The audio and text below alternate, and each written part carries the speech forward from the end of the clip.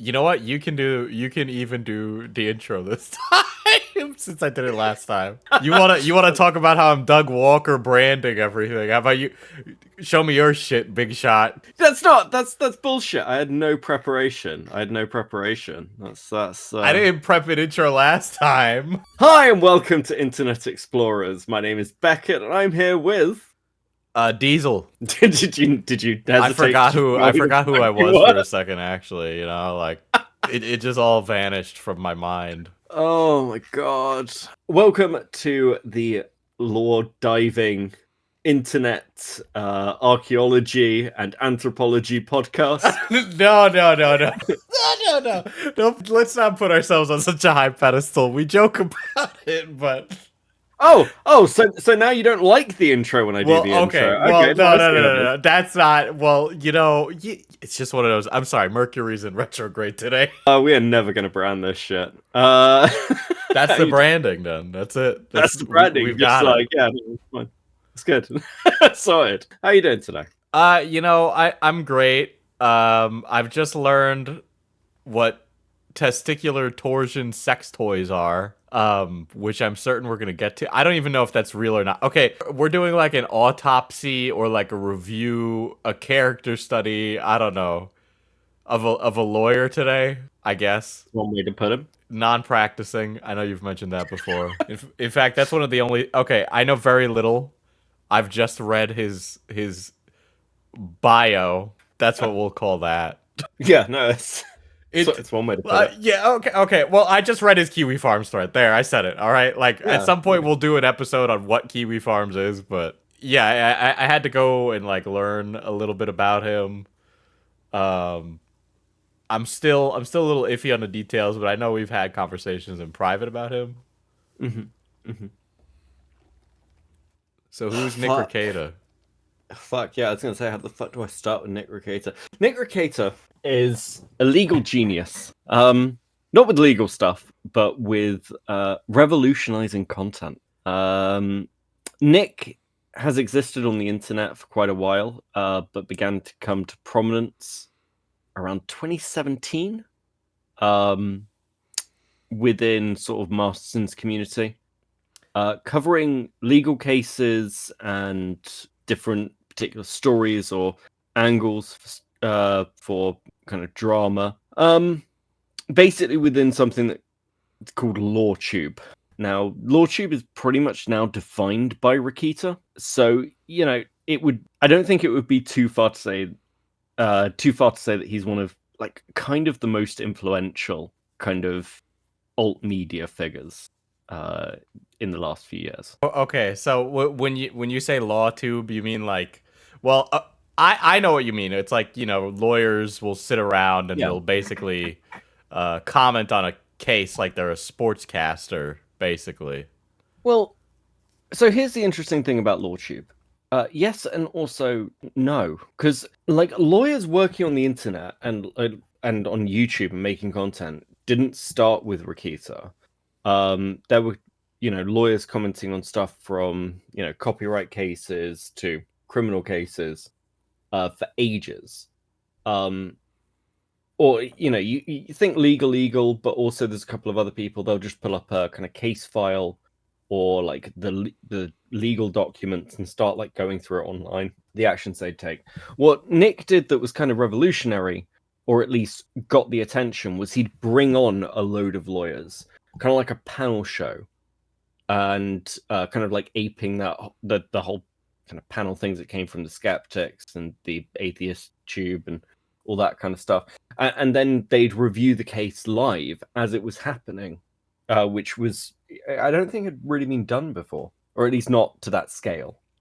Yeah, and it was during the Rittenhouse stuff where he ended up really picking up. From what I recall, where he was giving his take on that, and Rekita's whole like shtick was like, and correct me if I'm wrong, it was like a very Christian family values type of guy. Oh yeah, absolutely. I mean, we'll get into that a little bit because yeah, I mean, his family has expanded, if you will. Yeah. So to circle back briefly, you mentioned Masterson. I mean, there's a lot of like other internet communities that were going on, and you tie it back to the skeptics, but there was also like IBS, which Yeah. probably would predate it, but I guess Masterson Oh, would be more from that side. yeah. I mean, IBS doesn't Not really. irritable bowel, by the way. Yeah, no. So internet blood sports. Um, I mean, internet blood sports does come from the skeptic community. That's its origin point. Or at least like what we call internet blood sports. Like people have been screaming at each other online since there wasn't online to scream at each other within. There we go. That's a word. But like kind of blood sports, the whole blood for the blood god thing. That came from the skeptic community. That was early morning Kumite. Oh, okay. So Well, I you know, know Masterson and Maddox were prior to that, but I guess that was more just like that was pre like early internet arguing when like blogs still existed. yeah. So like I mean, Rekita had some interesting ties to Masterson. And maybe we'll get into a bit of that as well with the other stuff that's going on. But I think what's important is, you look at Rekita's numbers now, and he's not really anywhere close to what he was. Because when we're talking about big streams, you talk about like people like Diorio will get like 2,000-3,000 live concurrent. Metokur on the other side of like kind of like a more established person is going to get what 10, 12, maybe 20k.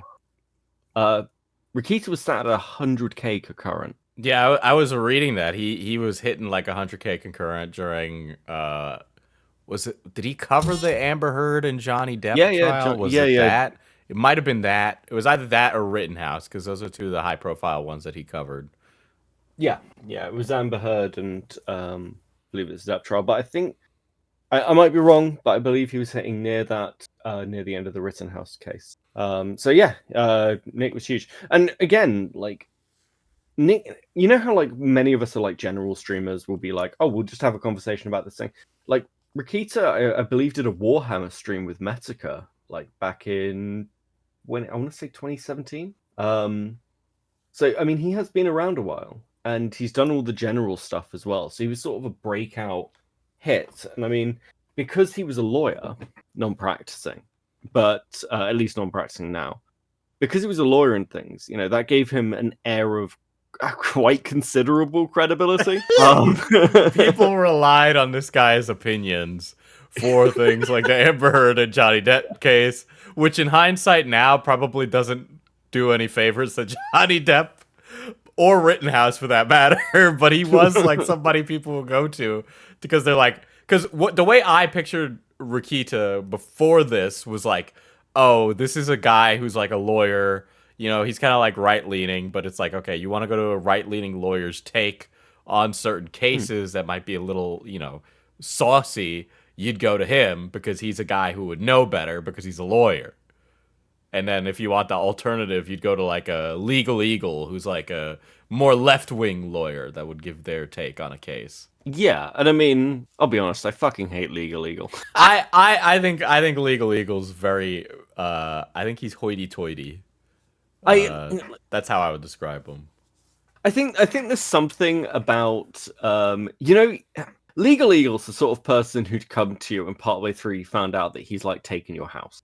Like that's how I feel about Legal Eagle. It's like, I don't know, I'm just holding it for you. Don't worry. Look at my but Rekita, you'd sit down and do a line with him, is what you're saying. We're really burying the lead here. Yeah, I think Rekita would be fun to hang out with. I was gonna say actually, I was gonna be like, oh, I think he'd be fun to hang out with, but he'd probably try and have sex with me or something. we are really beating around the bush with this, but okay. So you and then briefly, people might not know who Metokur is, but he was like a really formative figure on the internet. He used to go by what was it? Internet aristocrat. He has gone by many names. He's gone by many names. Internet aristocrats. Billy the anti-bully. Yeah, a load of them. I mean, we may talk about Metokur at some point. Yeah, that's another like person who needs a character study. He's like actually super important, like to a lot of the characters who end up becoming like creators.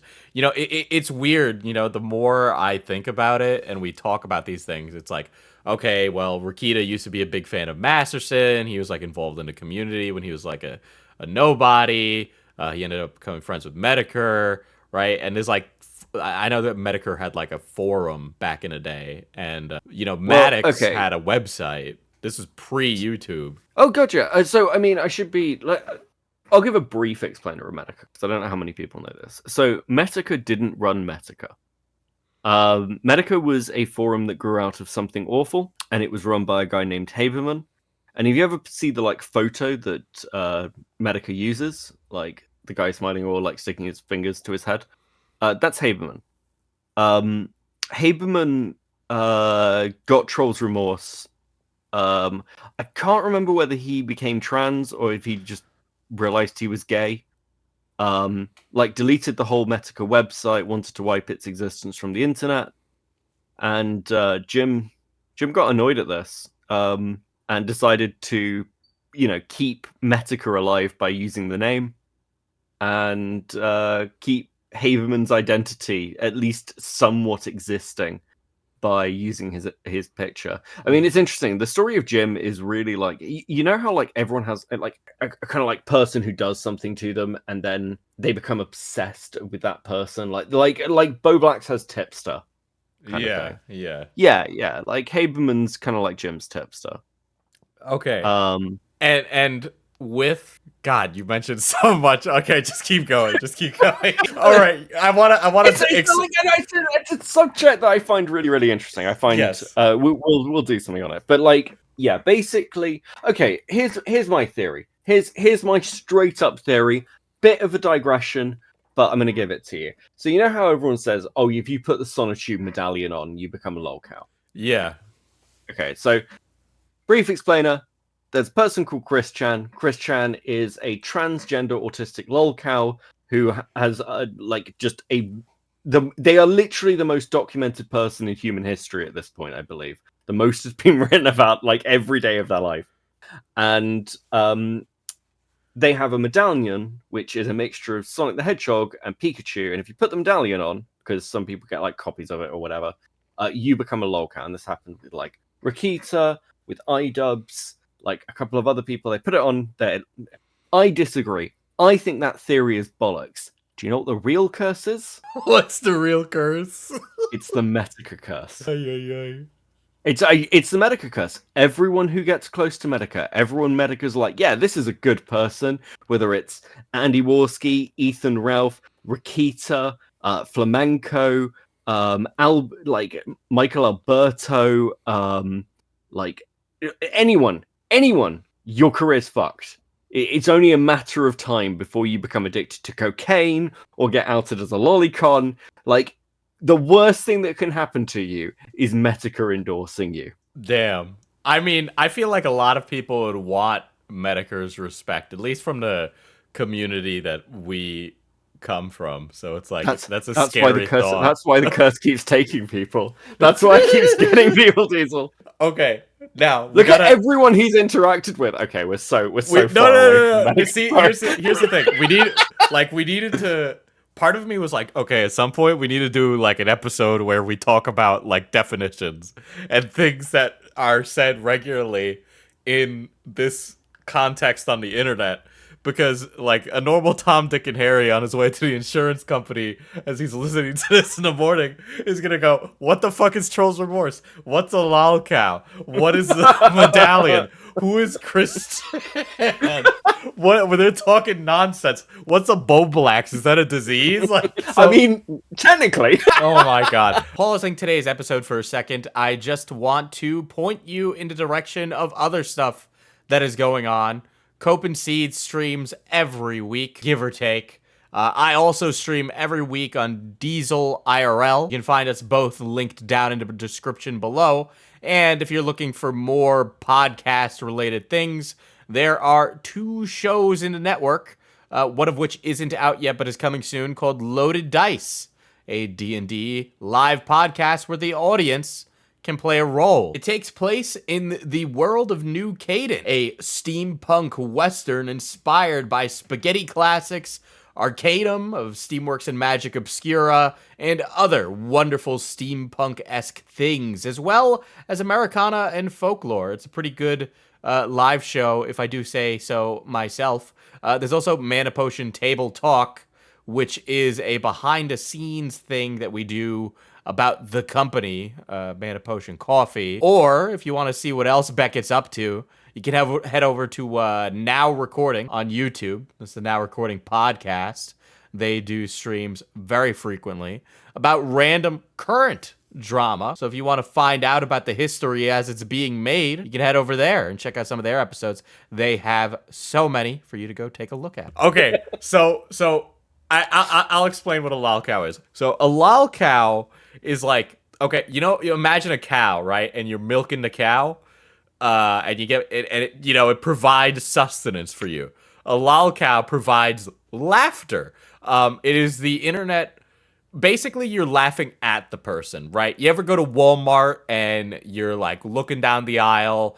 There's a real disgusting looking human being down there, and you go, "Damn, that's kind of funny, but also kind of sad." That's what a lol cow is. I don't know if Beckett would describe it differently. Am I kind of on the money there?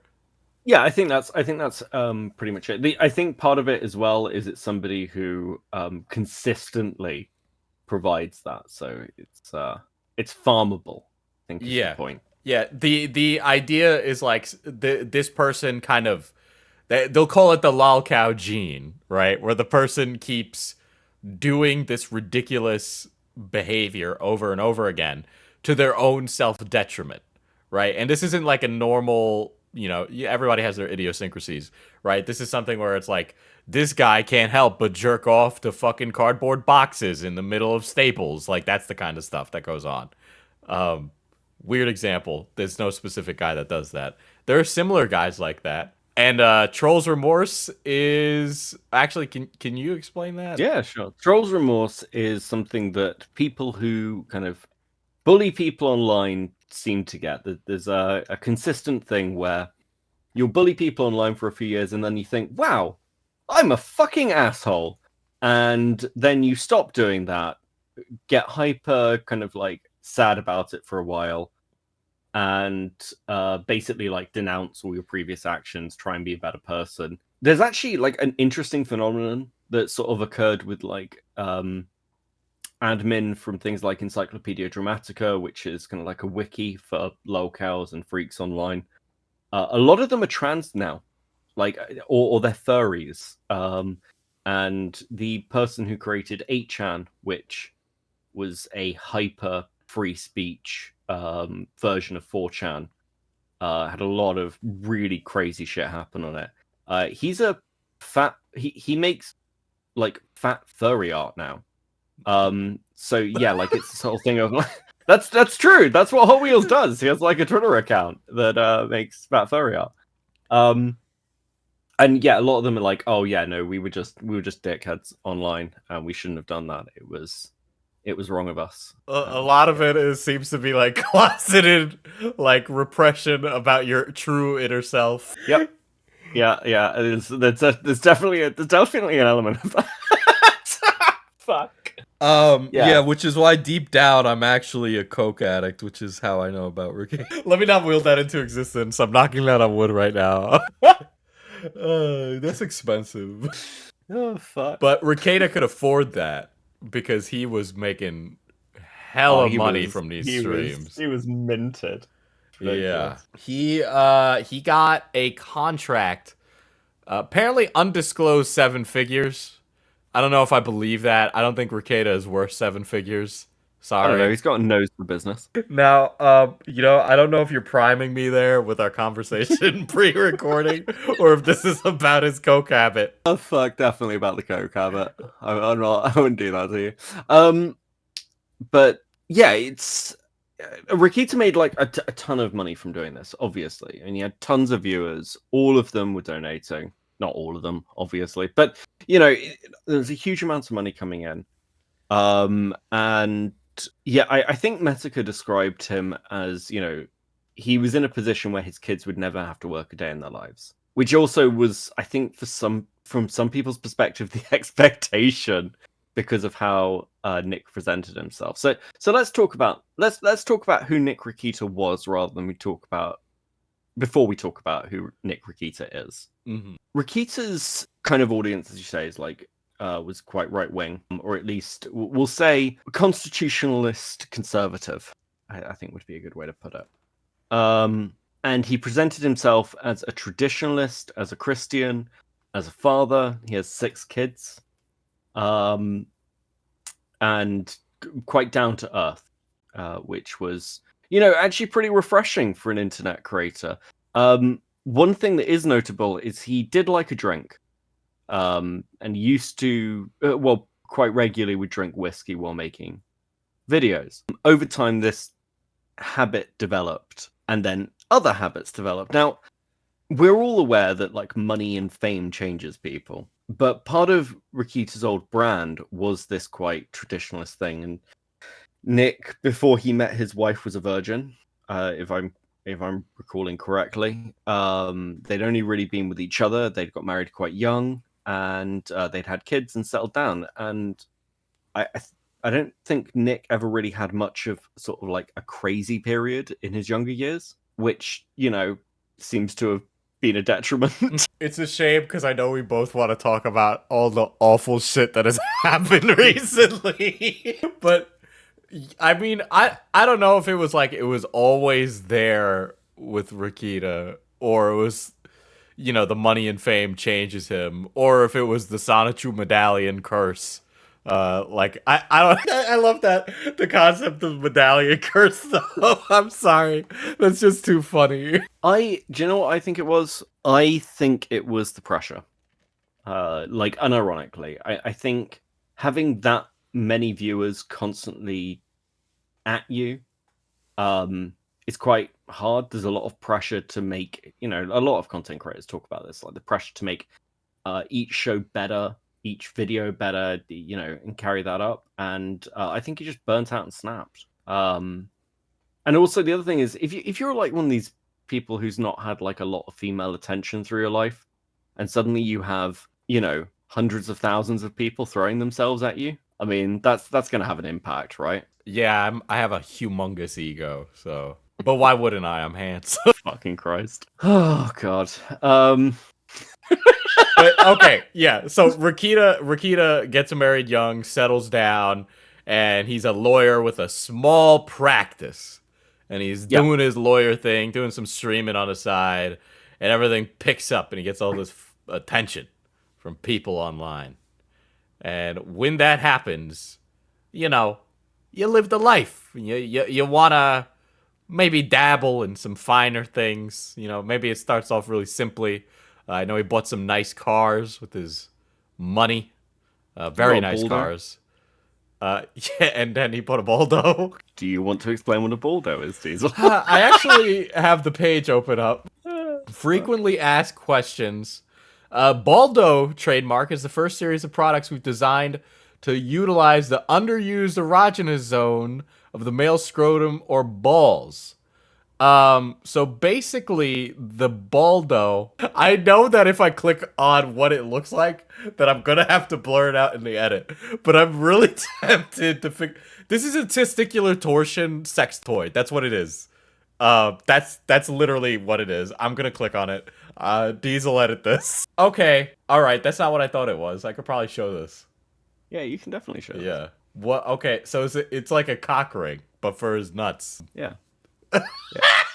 So, as I understand it, and as I understand it, because there is a video of Rekita explaining it, you put it over your balls and then insert the tubular bit His cock. into a partner.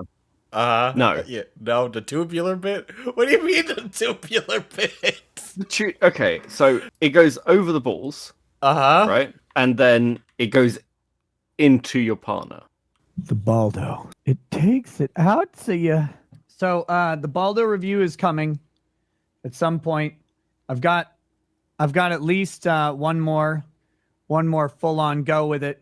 We started with no rings, added one ring. The rings are better. The rings are better. So as a demonstrable, we'll do this real quick. We won't spend all this time on this because, like I said, Is he standing with it on right now? Because he's standing like he has something on. No, And- he's got it. He's got it in his hands. okay. He's got it in his I hands. was a little like, damn, this guy's wild. No, that's the dildo up his ass. You know, the problem is there's a more than 0% chance that you're right. Like that is a possibility in this situation, as we explain that Rekita's turn from Christian family man to the Balldo is quite large.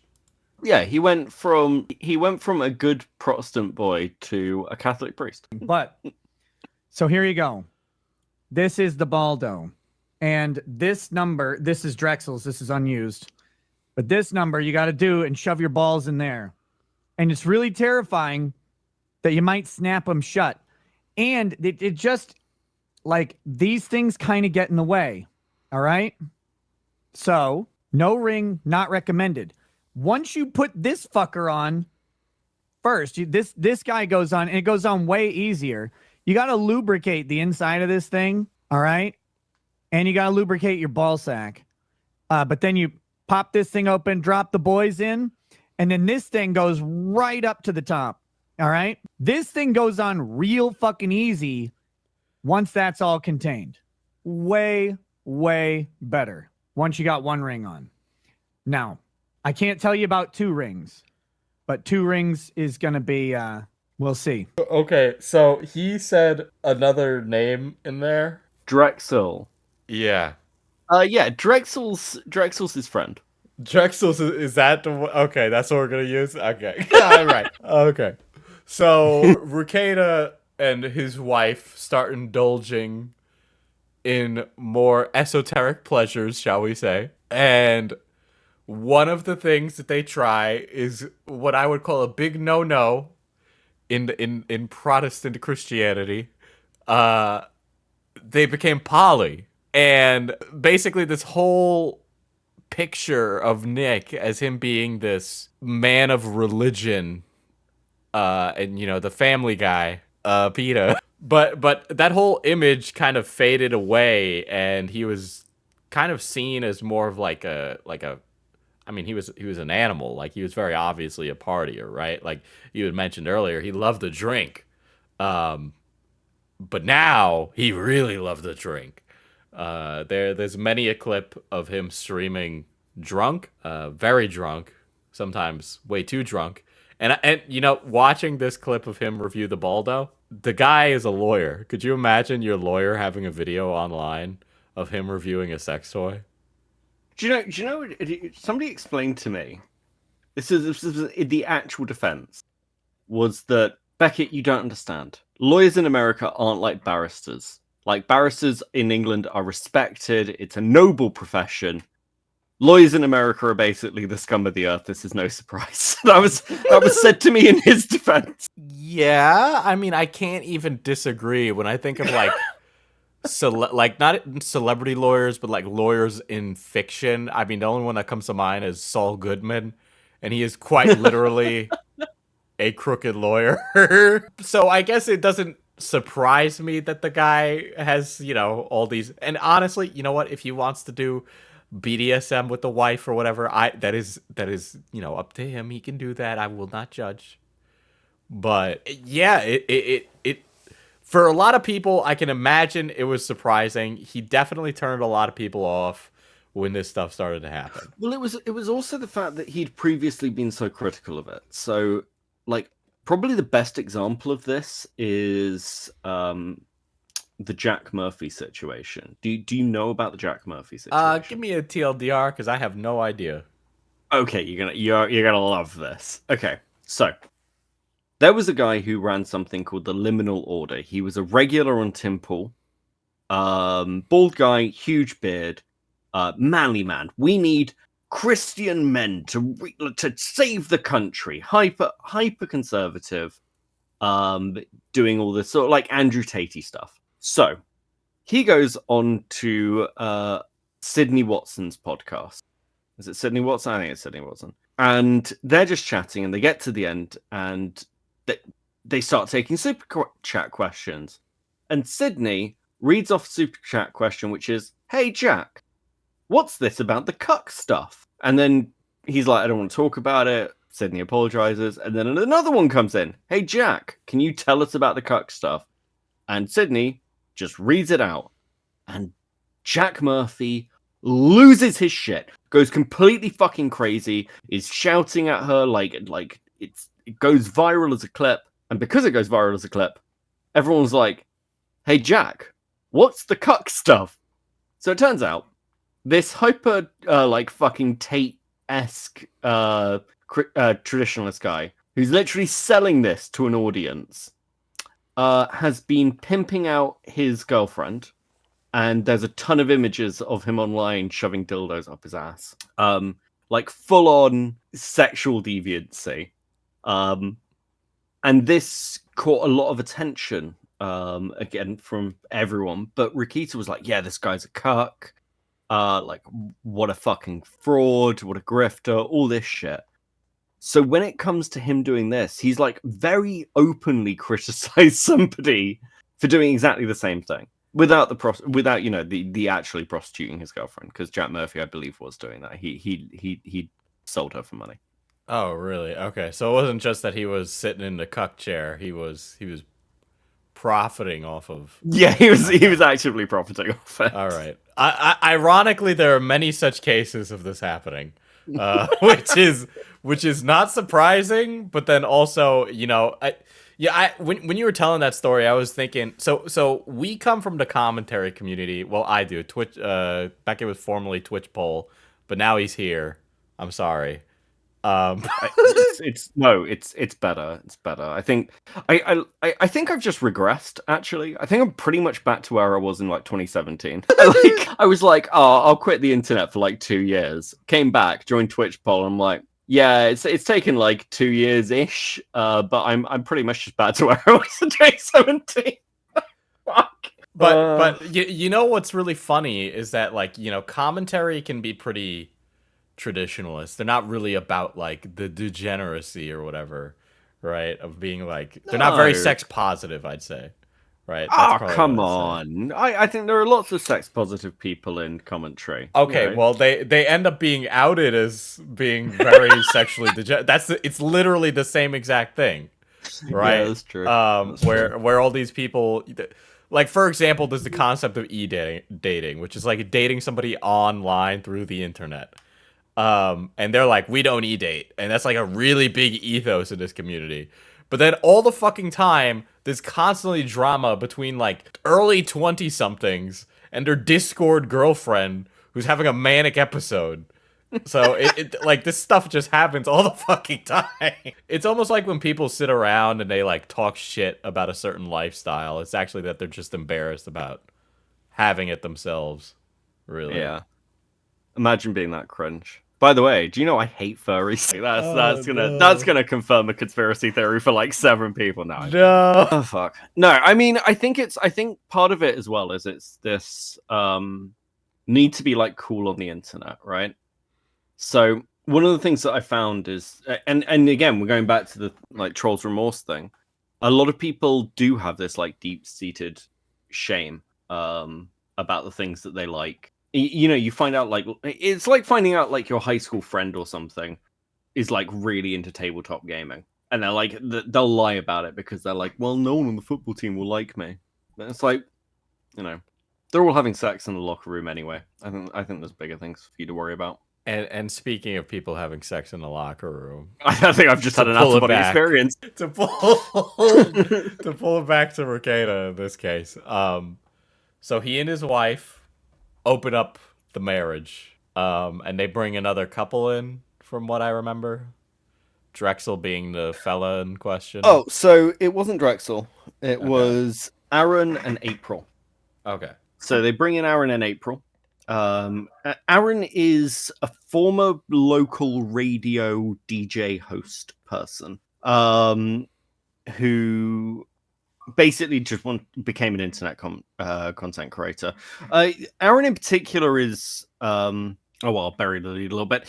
Aaron is a shit person. Yeah, he's a pretty shit person. He seems to be fully happy to sort of pimp out April for like views. Like he'd have her dress up in like lingerie and like come on the show in like a bathing suit. Very eye candy-ish. And then they got involved with the Rekitas, and it destroyed their marriage basically. So when all this started, like Nick had like a live-in nanny or something. They quit. April started helping take care of the kids. Aaron was there making content, and now the accusations around it are weird because either they were just doing coke or they were all fucking. I personally believe that they were all fucking. With a load of kids in the house and a ton of cocaine, and apparently like firearms lying around. So it's fucking wild. I believe they were all fucking too, but that's because everybody says it. And there was a very infamous Rekieta stream. Okay, so kind of what was the final nail in the coffin for Nick's prowess as a non-practicing lawyer was this stream where he kind of comes off as being like completely delirious. He was either drunk or high or both, but he was making some O faces. So the allegation in question is that I assume April. So there are like three accusations. There are three possibilities here. So the particular stream you're talking about, it actually needs a little bit of a lead up as to why Rekita is as fucked up as he is. Because there's another element we're missing, and that's the fact that Rekita is being sued in civil court for calling somebody a pedophile. Okay, so he's being sued in court for calling somebody a pedophile.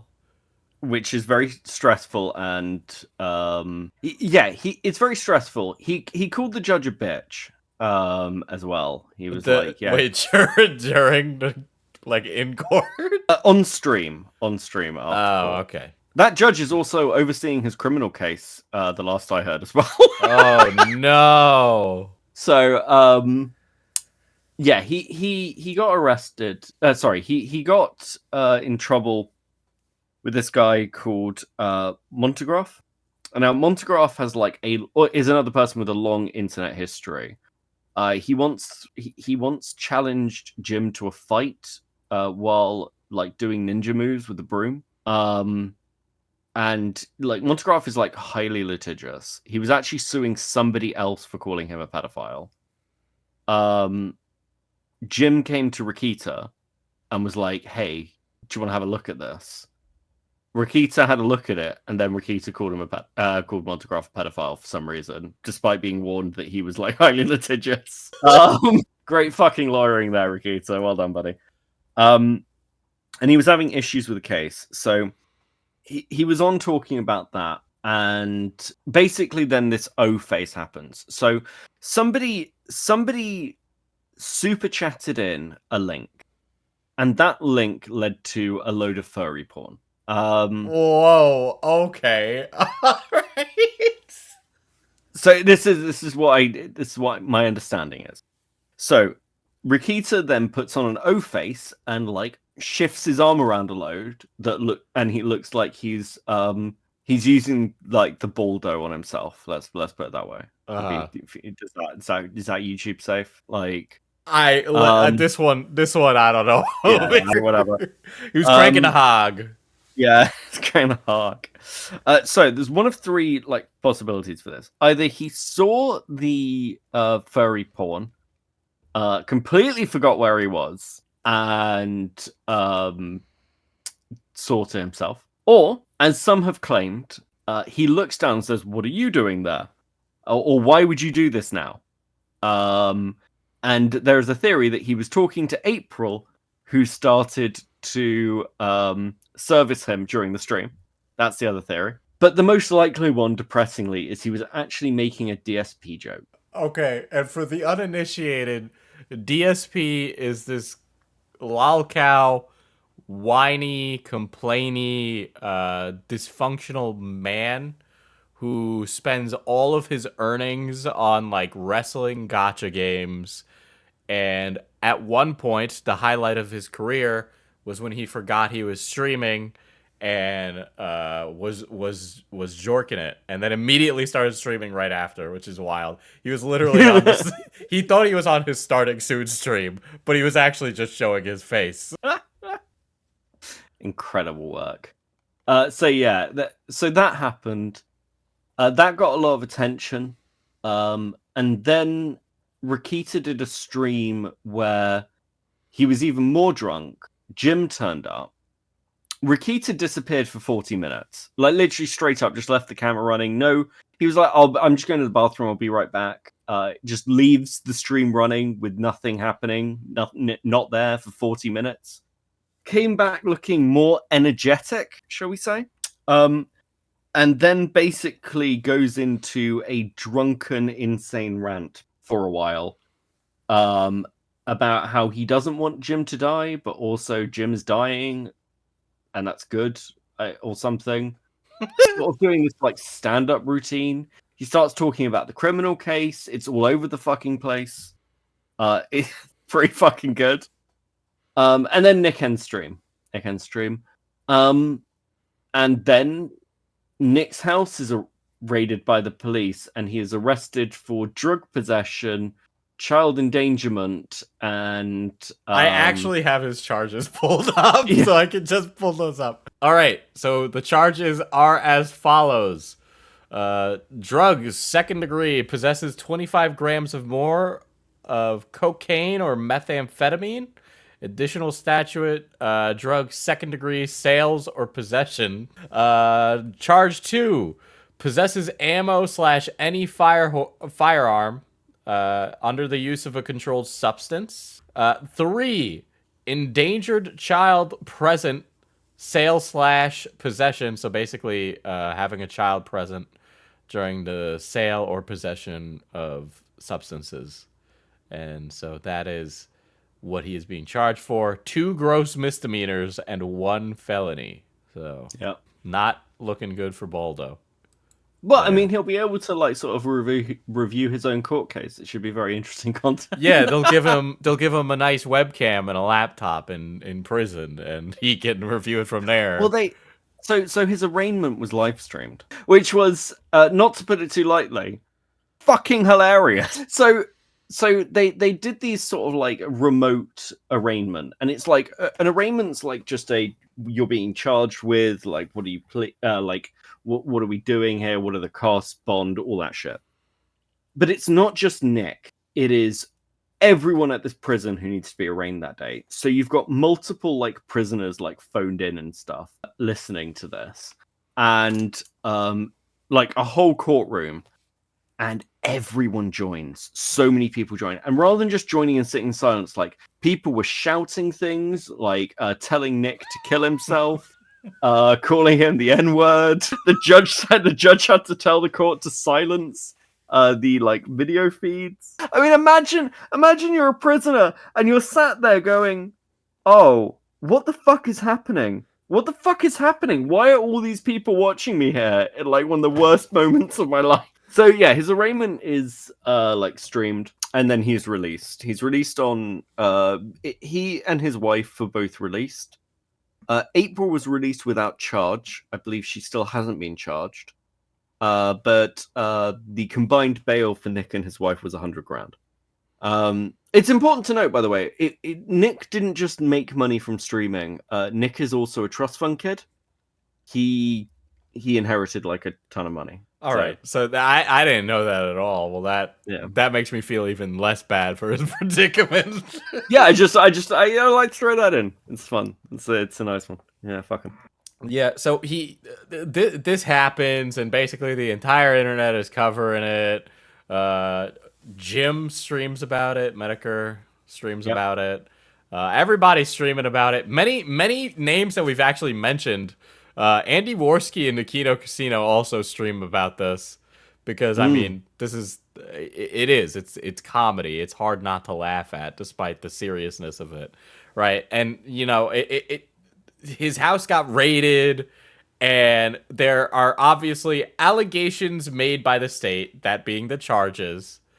Like the kids were present and they were like basically sitting in the same room as the drugs, or that the drugs were in their system, right? Yeah, so apparently one of the kids tested positive for cocaine from a hair sample. But again, in the interest of being fair, it's probable that it's a false positive. And when I say false positive, what I mean is that somewhere at the lab, the samples got mixed up. That does happen. It seems highly unlikely that like one of the kids has that much cocaine in their system, because they'd have had to be like putting it on their cornflakes, right? So it's just it's just a little unlikely.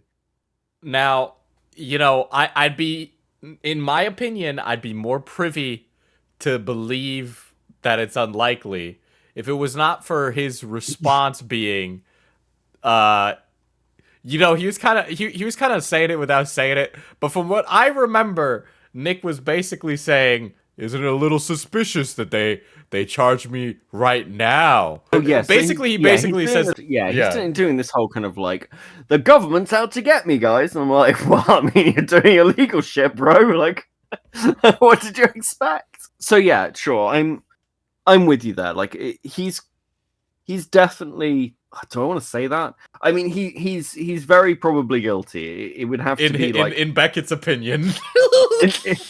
in Beckett's opinion, he is very probably guilty. I mean, it's just like, I don't know how you fight this. It's basically caught red-handed. So the police have been doing a load of surveillance. I mean, the idea that the police have taken this one dude who's kind of burned his relevancy anyway, and gone, yeah, we're going to plant a load of drugs on him and take his kids away, and also like put a firearm under his bed with a load of spent shell casing, Lamau, is kind of a bit fucking wild, even for a government conspiracy.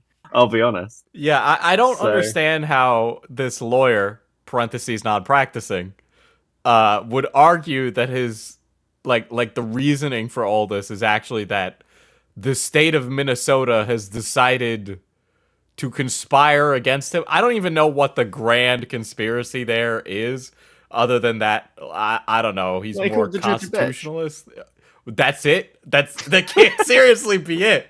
No, that's not seriously it. But I mean, that's... You know, if I was a judge and someone called me a bitch, I'd be like, yeah, you know what, fuck it. All right, well... Set him up. When I was listening to him, my mind immediately went to the Jews based off of what he was saying.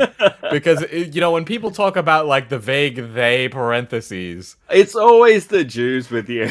It's not, no, it's because this is the type of people who do that. Like, what you're saying the Jews are the kind of people to set up Nick Rekita? Put words in my mouth. Fucked up, man. Fucked up. It's very... It's par for the course of that political persuasion, right? to say that it is that group of people doing this thing. I love the Jews. I love the Jews. Let it be known. Doing it while having a goblin avatar as well. That's just messed up. You know what's crazy? I just got a check in the mail from Benjamin Netanyahu. I think I don't know where this came from. It's crazy. It's crazy. Okay. So, can we pivot and talk about Masterson and PPP? Sure. Because I swear this is relevant. Okay, all right. But explain who those people are. So, Andy Wolski currently runs a show with someone called PPP, who is a Christian traditionalist shitposter troll.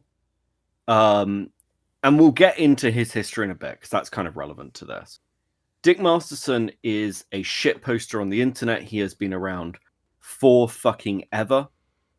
He's a stand-up comedian, used to be very big, now runs a podcast with a guy named Vito. And yeah, Masterson is a very, very close friend with Rekita, and he has been defending him tooth and nail. Now, Masterson's positions are very, very libertarian. He thinks drugs should be legal.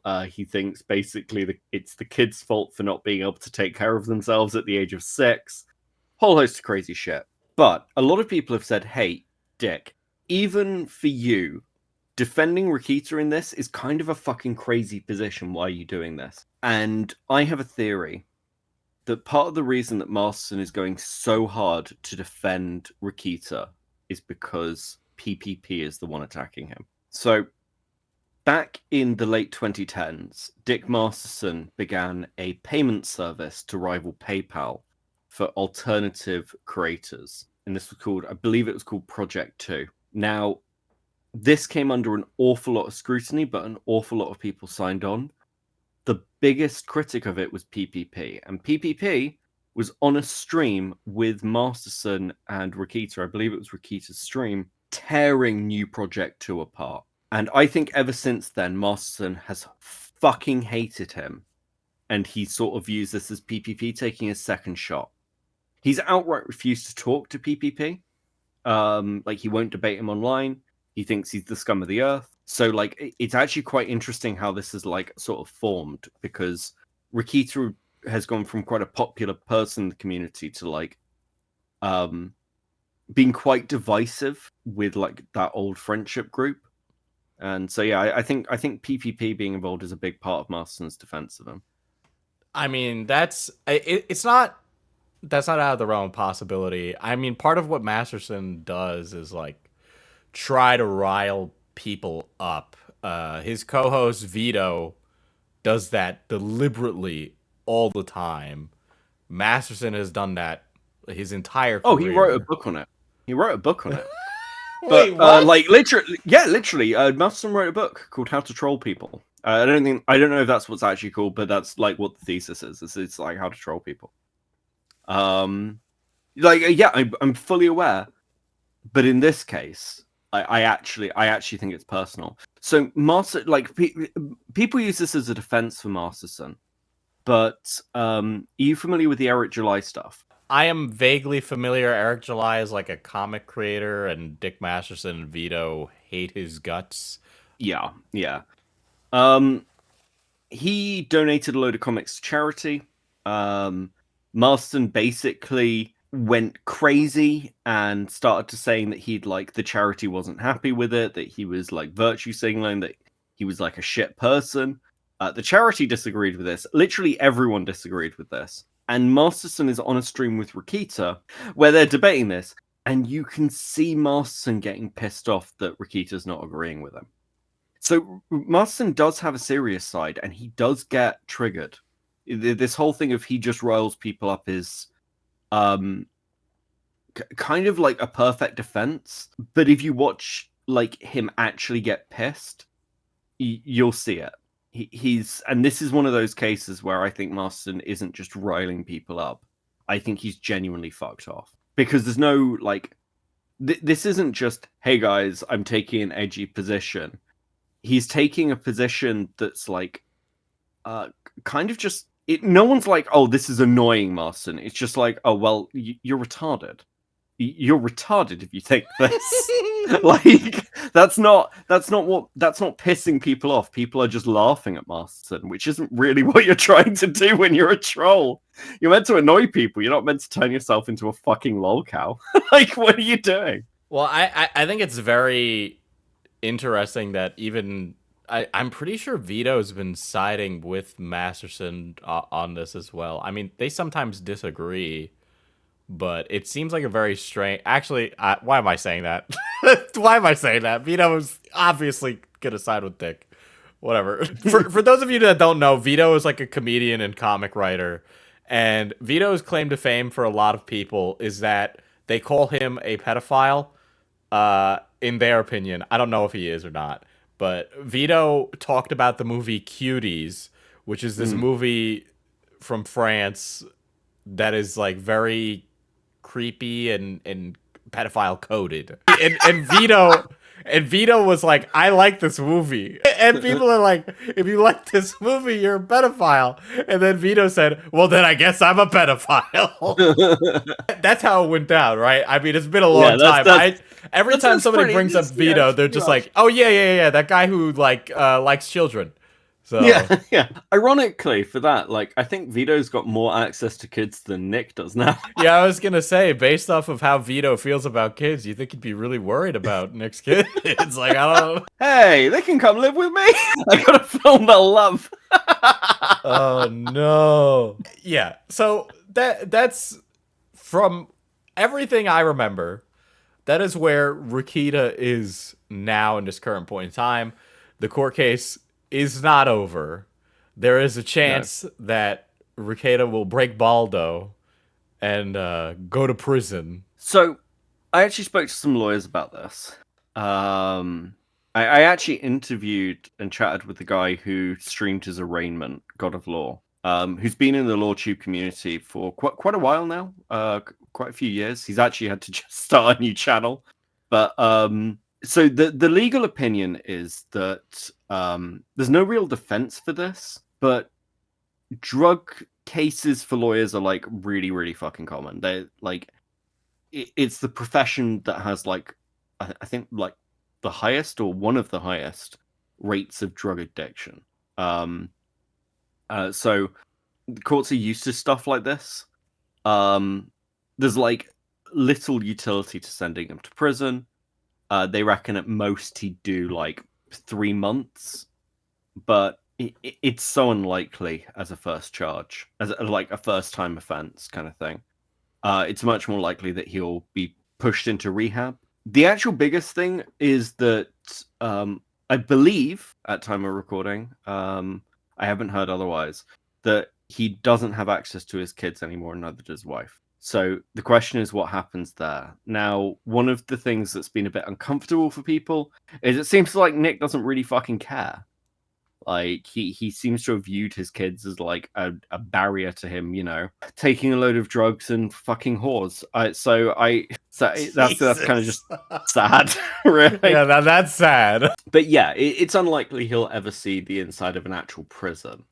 But yeah, he'll probably face a hefty fine and rehab. That'll probably be it, from what I can tell. Damn, that's wild. I'm actually surprised, given how well. If it is the same judge, I'd imagine she'd want to make him really feel the pain, given that he sits around on live stream and has clearly insulted this judge before. But yeah, I mean, as for the kids, that's just, I mean, that is fucked. And is no... Yeah, actually, now that I think about it, it's kind of wild that he just went back to streaming, and it's just like, I don't know how you do that when you're a father and, like, your kids aren't there. Like, they're sitting in foster care. Like, Jesus. I mean, I can't even say, oh, would he be disbarred? Because it's not like he's practicing. Interestingly enough, the opinion is that he won't lose his license over this. Really? Wow. Yeah. Damn, I should be a lawyer. I'd be able to get away with a serious felony offense. But... I think that's Rekita as it stands now, unless you have any no, I think more that's fun I think notes. I think that's most of the highlights at the moment. I mean, the experience he's gathered through this is going to make him invaluable if he does start to practice again. Yeah, that's exactly what people want to hear. Is that their lawyer was a former coke addict? I'm sure you want to know that if you're dealing with, like, I don't know, what kind of lawyer was he? Like a definitely not a practicing case lawyer. I can't fucking remember. I can't fucking remember. But I'll tell you this. If I ever get into legal trouble, I too want a lawyer that can stay up for days at a time. Yeah, he's really on the ball, though, then, you know? So, Beckett, where can people find you? You can find me at Cope and Seed on YouTube and Twitter. And, yeah, in your walls. Yeah, and you can find me not only in your walls, but at FPS Diesel, where I upload occasionally, and Diesel IRL, where I upload multiple times a week and stream. So go check it out, and make sure to subscribe and follow us. I'm working on getting us onto iTunes. It hasn't been working, but we are on Spotify and Amazon Music, which is like a weird one that nobody uses. But, you know, if you're one of the 5 people that uses that, you can do it. You could ask your Alexa to play us. I'm sure you want your family to hear this. But give us Alexa, a 5-star review. Yeah, give us a 5-star review. Alexa, play Internet Explorer. Just like Angry Bird. You know, the thing is, I had to unplug my Alexa because it would keep doing that because people wouldn't stop saying Alexa in like a video or something, and I was just like, fuck this stupid thing, and I just unplugged it, and I haven't plugged it back in since. It's such a waste. All it does is like listen to you anyway. Whatever. Stupid. Anyway, get out of here.